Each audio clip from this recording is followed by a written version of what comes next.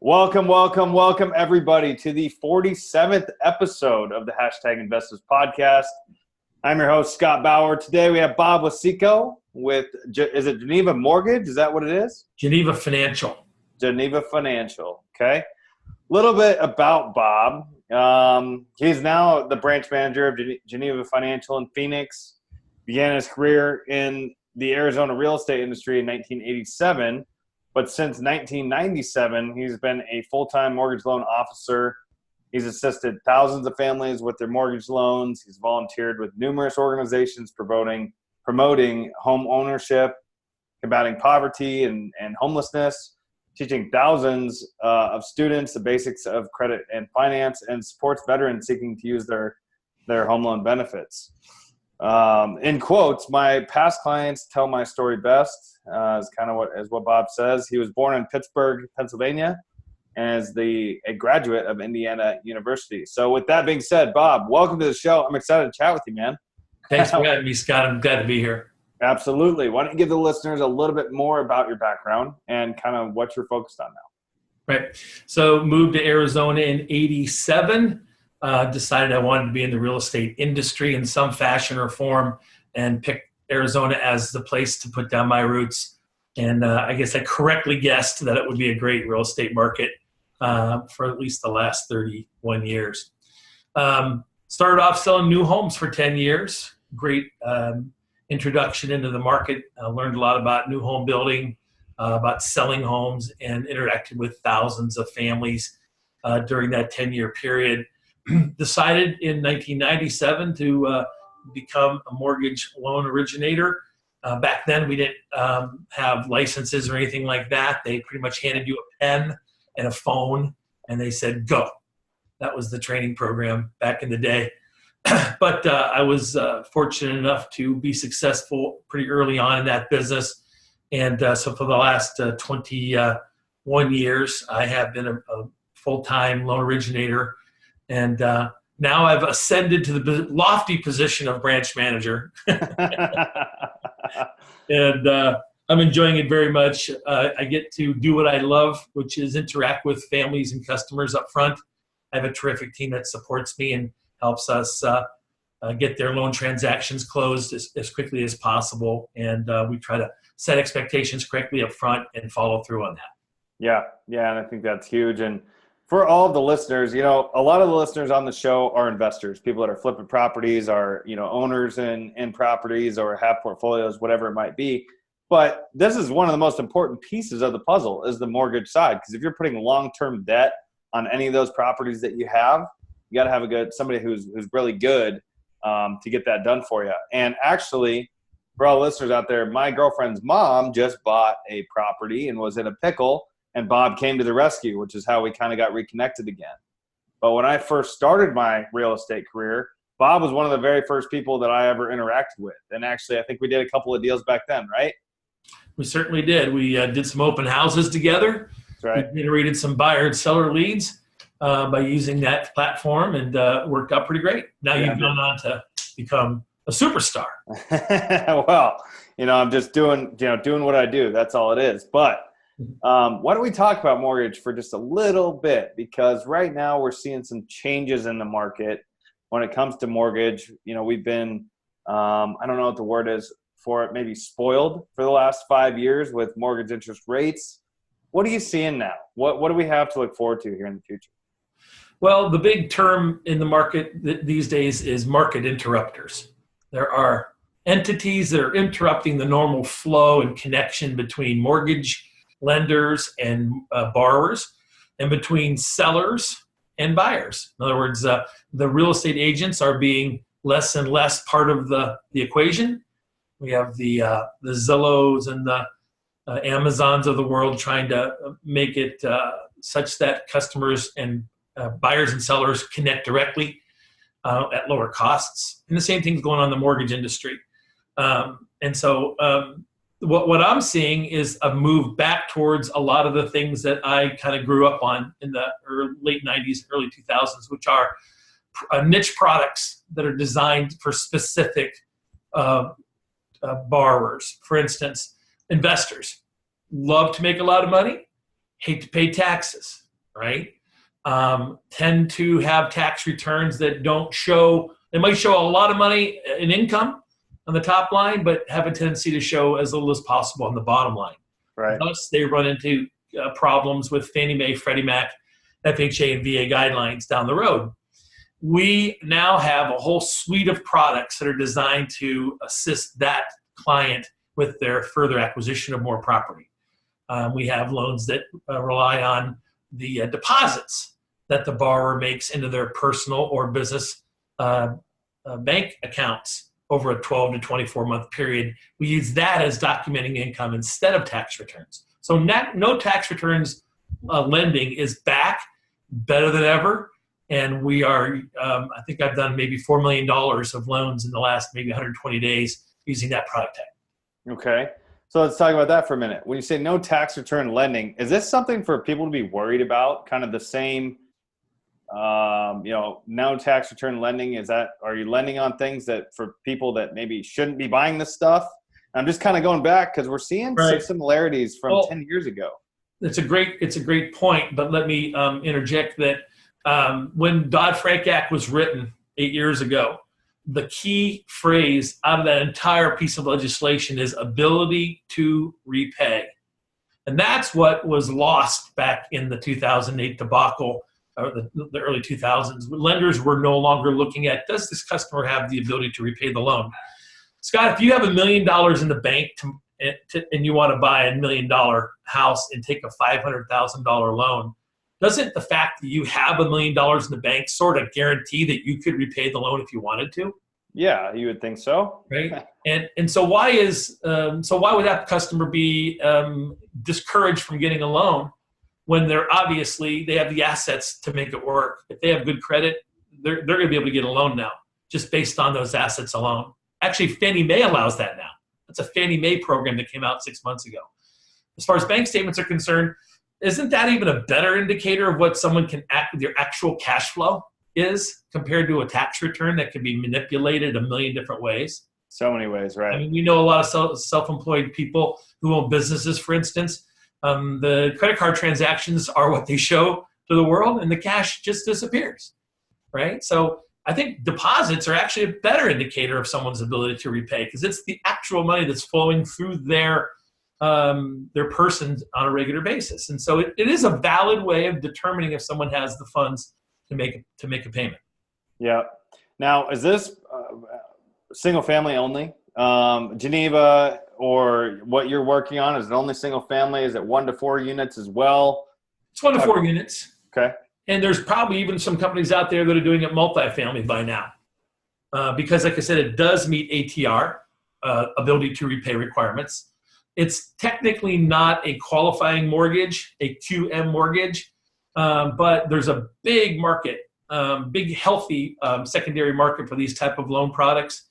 Lots of institutional investors are jumping into this product line left and right, and I'll tell you why. Last year, it was determined that it was about 15 million self-employed Americans.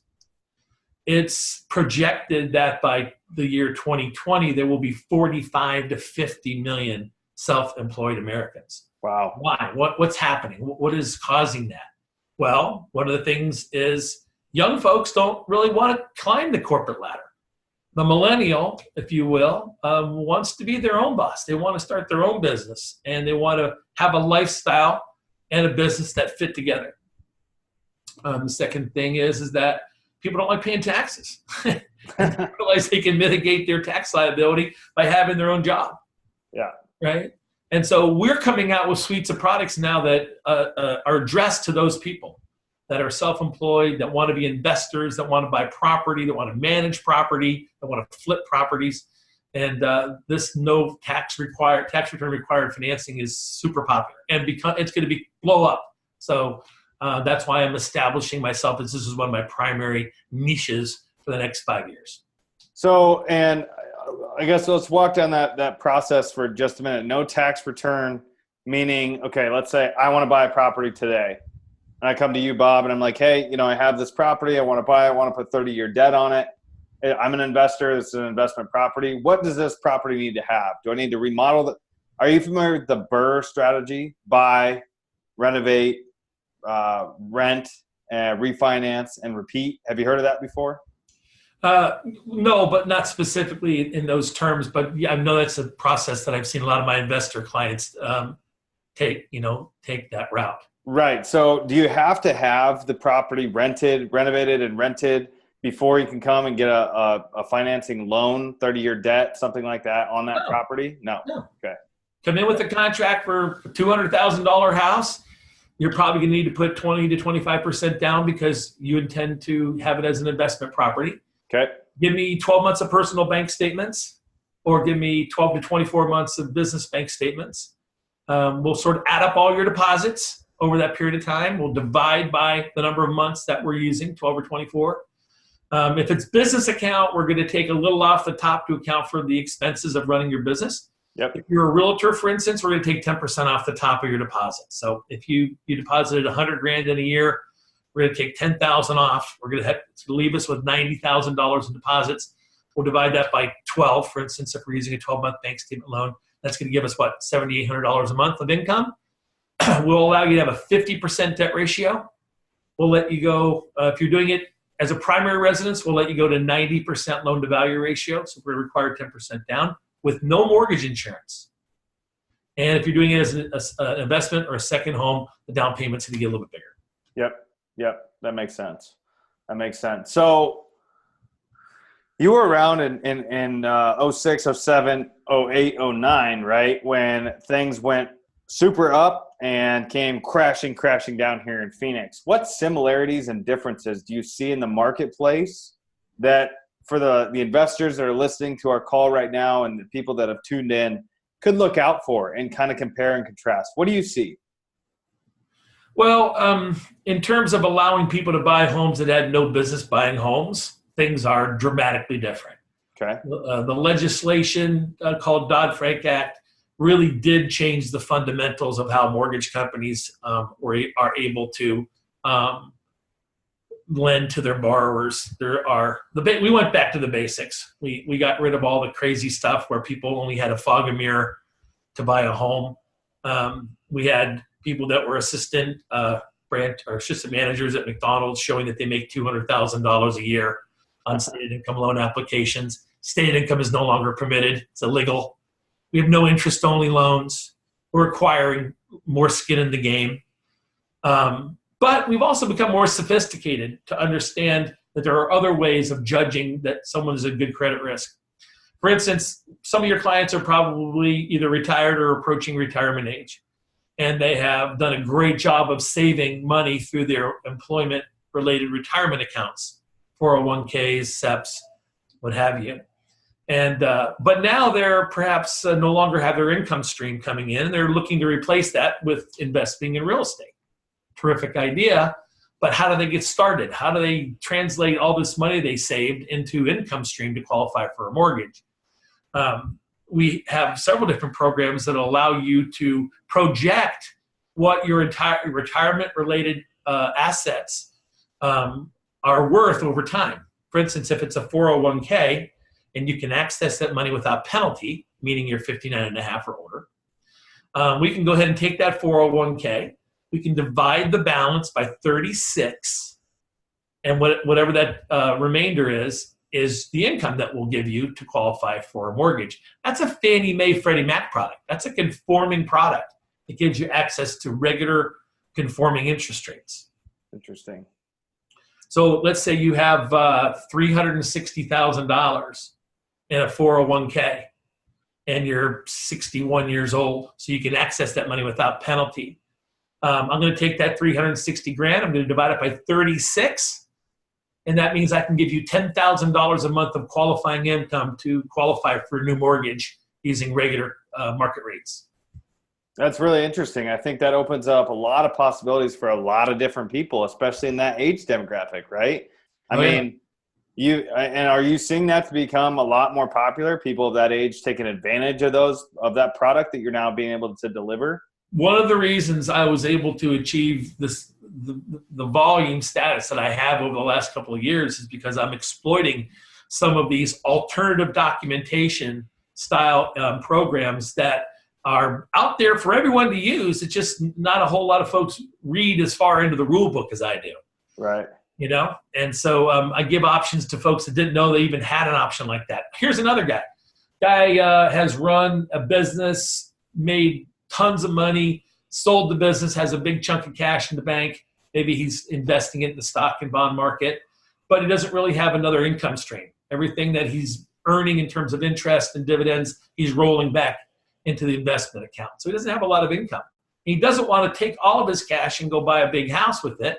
He'd prefer to leverage it to some degree, right? That guy, again, we can take a non-employment related investment account. We can amortize it out over 360 a period of time and use that number as his income. So a guy has a couple $1 million in the bank, that can translate into $12,000 or $14,000 a month of qualifying income without even having to touch the money. That's awesome. Yep. I mean, that's really, really phenomenal.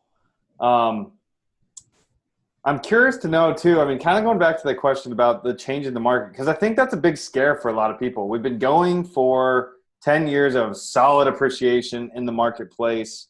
We know, everybody knows that this is a cycle that we run in. We go up and we go down and we go up and we go down.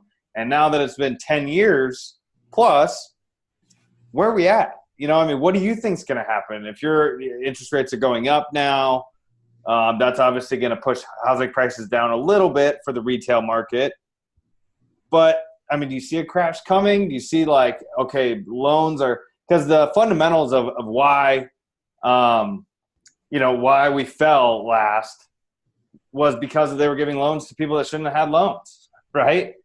Now they're not doing that. You just mentioned that, it's a lot more – strenuous of a process. They're making sure that you have the ability to repay your loan if you're going to get one. They're giving loans to qualified people, but so we don't have that same thing happening. What do you think is going to happen? Well, I mean, the main underlying cause of the crash in 2008 was securitizing mortgages that had never been done before. They weaponized mortgages, and they put them in these gigantic pools that contained some good loans and some bad loans, and you couldn't tell one from the other. Mm-hmm. That is fundamentally changed because that can no longer occur. By federal law and regulation, that simply isn't a reality any longer. Also, let's look at employment. We have more Americans employed today than at any time in the past 47 years. There's 156 million Americans working, right? And unemployment's down to 3.9%. So it's a strong economy, and strong economies, they might have some ups and downs in the micro, but in the macro, we're on a nice long trajectory upwards. It might not be a zoom, but do we really need a zoom? I think what we need is good, steady, reliable appreciation. And Phoenix has a terrific tax base. We've really diversified over the last 12 years. We've brought in a lot of employers from all over the nation, and not just tech. Right? We have a lot of the banks located here with their call centers. Yep. We have tourism. We have great education. And our education has grown even better with law schools downtown, international business schools on the west side. So our overall economy in Phoenix has a much broader tax base. It's more stable. The employment is not up and down. So I think Phoenix in general is still viewed nationally as a good place to come in and park your money into Arizona real estate. Yeah, no, absolutely. I feel the same way. Everything I like or that I see around Phoenix that's good. It's low cost of living, a lot of opportunity here, a lot of growth here. That bright, shiny thing in the sky ain't going anywhere. And it attracts people like crazy. It does. It does. And just the opportunity, the jobs that are moving here, low cost of living, low taxes, really. I mean, all these things are benefits. We have a well-trained workforce too. So These high-tech companies know they can come here and they're not going to have to find a bunch of people and then put them through a couple of years of training to get them up to speed. There are qualified people in many different fields, aeronautics, chips, you name it, that you can draw from that pool rather quickly and be up to speed. So this market is solid. So overall, with regards to that question, is you're not really concerned. You don't see it coming necessarily. The fundamentals are here. Everything is still strong. right? I mean, that's what Well, I let's put it heard. this way, Scott. I had the corner office, and I had the accolades of all my peers. I was named the 2018 Mortgage Lender of the Year in Arizona. I could have just sat there and chilled out and rested on my laurels, but I didn't do that. I see a huge opportunity in our market to do a lot of business in the next 5 years. And so I went out and found a company where I could have even lower costs of my money. And I've opened my own branch, and I'm all in. I've got my money on the table in Arizona real estate. I believe it's a terrific place to invest your money, buy it, raise a family, go to college, retire. All those things apply to the Arizona market. Yeah, that's huge. And I think that's a great segue into our lightning round. I mean, I really, really appreciate you sharing that information. I think on a lot of people's mind, this is a major concern. You hear, I mean, I talk to a ton of people all the time, and they're all waiting because they think the market's going to change. We're due for a correction. We're due for a fall. And I don't see any of that coming. I'm optimistic like you are when it comes to where the market's going. Hey, let's be honest, Scott. There are ups and downs. And before you start your lightning round, my dad always said this: "War breeds heroes." What that means is I can make money on the way up, and I can make money on the way down. On the way down, you guys can be grabbing properties cheap. Yep. All right, and then doing what you need to do, and then when the cycle comes back around in 12 to 18 months, you're positioned with low-cost product. Yep. So the ups and the downs are part of the game. They've happened 4.5, 5 times in my career, and as long as it's not static, I'm good. If it's going up or going down, and 90% of the time it's moving one way or the other. Yep. Yep. Right? So as long as people aren't just paralyzed, and we're 2 years away from a national election, so we don't have that problem in our, a lot of times with an election, people kind of paralyzed for the 90 days before the election. So we've got 21 months of not having to worry about that either. So no, I'm cool. I think it's going to be a terrific market. I've got 8 or 9 years left in my career. I intend to just be kicking butt all the way through to the end. Man, I love it. I love it. That's huge. Well, let's get into our lightning round. Are you ready for it? I'm ready. All right. What is your #InvestThis tip to keep our listeners moving forward? Prepare in advance for success. All of us want to win, but few of us have the will to prepare to win.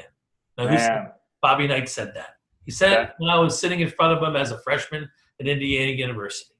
What that means is don't just go out and look for properties to invest in. Sit down with your investor coach, sit down with your lender, come up with a strategy in terms of how you're going to qualify, what paperwork's going to be needed, what areas are we looking at, and then you're going to go find properties that match up with your long-term goals. Yeah, man, that is huge. I've never really heard that exact tip, but thank you for sharing that, Bob. I really appreciate it. You have a favorite book you've ever read that's had a massive impact on your life or business, or both? Well, I'm a Hemingway guy. Okay. Started off reading Hemingway as a kid. It always drew me in, the characters that Hemingway created. And I guess what it meant to me the most is be self-reliant. Don't rely on someone else to fix your problems or to get you where you want to be in life. Become educated, learn how things work, and then rely on yourself to be successful and happy. Amen, man. Amen to that. That's huge. Now, kind of on, it sounds like Hemingway was kind of an advice giver for you, but has there been a person that's given you the best advice? Either a mentor, a coach, or family, anybody like that? Well, my dad started off working in the slag pit underneath the blast furnace in Pittsburgh. Okay. Worst job on earth. Right? You got the leftover steel falling down around you at 2,000 degrees, and your job is to shovel it up into a bin. You can only work for 10 minutes at a time before they have to pull you out. He ended up being CEO of a Fortune 500 company. So, yeah, he had a lot of great advice for me over the years. But I guess the bottom line is, if you think you can, you will. That's right. The power of positive mental thinking and imaging is how I've risen to the position I'm at. That's massive. Every morning I wake up and I look at the bright side. That's what can we do today to make more people happy around us?